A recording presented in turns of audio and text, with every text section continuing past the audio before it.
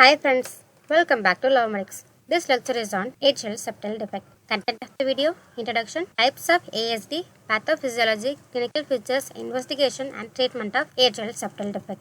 Before delivery, a hole is present between right and left atrium. After delivery, the opening will be closed. The absence of closure in the atrial septum that leads to atrial septal defect. Atrial septal defect is the abnormal communication between two atrias due to defect in the interatrial septum. Types of ASD: Ostium secundum, Ostium primum, Sinus venosus and Coronary sinus type. There is Ostium secundum, Ostium primum, Sinus venosus and then Coronary sinus type. Types of ASD with associated defects: Ostium primum at AV canal, Ostium secundum at fossa ovalis, Sinus venosus at superior vena cava and inferior vena cava, and Coronary sinus type related to coronary sinus. Atrial septal defect hemodynamics. Atrial septal defect, it is the opening in atrial septum. Normally left atrial pressure is higher than the right atrium, so the blood passes from left atrium to right atrium. It leads to mixing of oxygenated and deoxygenated blood. It leads to increased blood flow to the lung, so it causes increased perfusion to the lung. It leads to dilation of right atrium,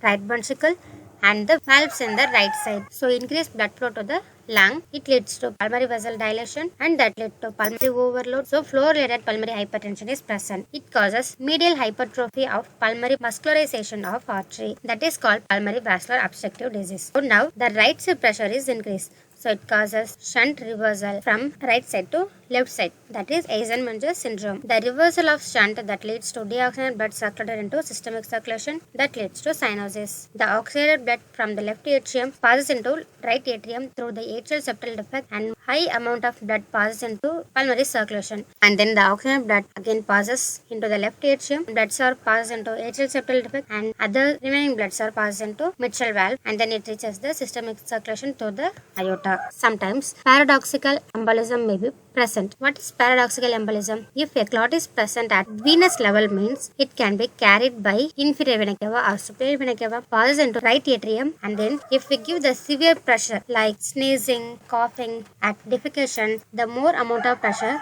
that leads to movement of clot from right atrium to left atrium. Then the clot moves from left atrium to left ventricle and it enters into systemic circulation. It may be passes into the carotid system and then it leads to stroke. So it is called as paradoxical embolism. Clinical features of atrial septal defect. The symptoms are absent and isolated small atrial defect patient. In infants, the features of pulmonary overload, recurrent respiratory infection and failure to thrive is present. In older children, mild fatigue, dyspnea that may be worse with age and rarely congenital heart failure is present. Atrial septal defect heart sound. Normal heart sound is lup and tub. Lup is S1, tub is S2. S1 produced due to tricuspid and mitral valve closure. S2 produced due to aorta and pulmonary artery closure. Here, dilated tricuspid valve is present. So it causes loud T1 and more amount of blood passes into pulmonary artery. So it leads to white fixed split of S2. In atrial septal defect, white fixed split of S2 is present. Investigation: X-ray, ECG, echo, cardiac catheterizations are useful for the diagnosis. And the management of atrial septal defect is medical management, non-surgical management and surgical management. First, medical management. In asymptomatic patient, follow up at early interval until surgery is recommended. The surgery is recommended prior to the skull injury. Why? Because if the shunt is very small means it will be closure within a year. For that only we delay the surgery. In symptomatic patient, anticongestive therapy that reduce the preload with diuretics is reduce the congestive cardiac failure. And the non-surgical method, a device is used to close the atrial septal defect with cardiac catheterization. The devices are Amplitude septal occluder, Gore-Helix septal occluder, Cardiosil occluder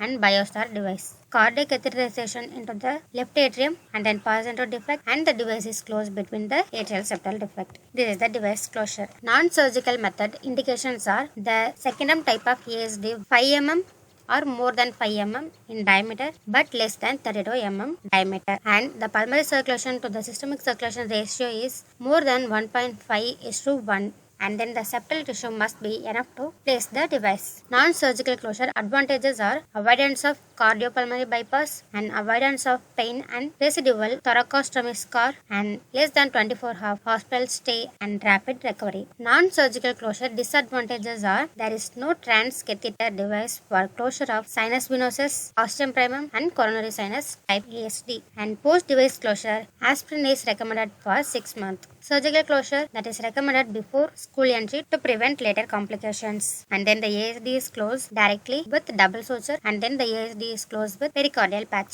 Surgical complications are cardiovascular accident and post-operative arrhythmia. Thanks for watching.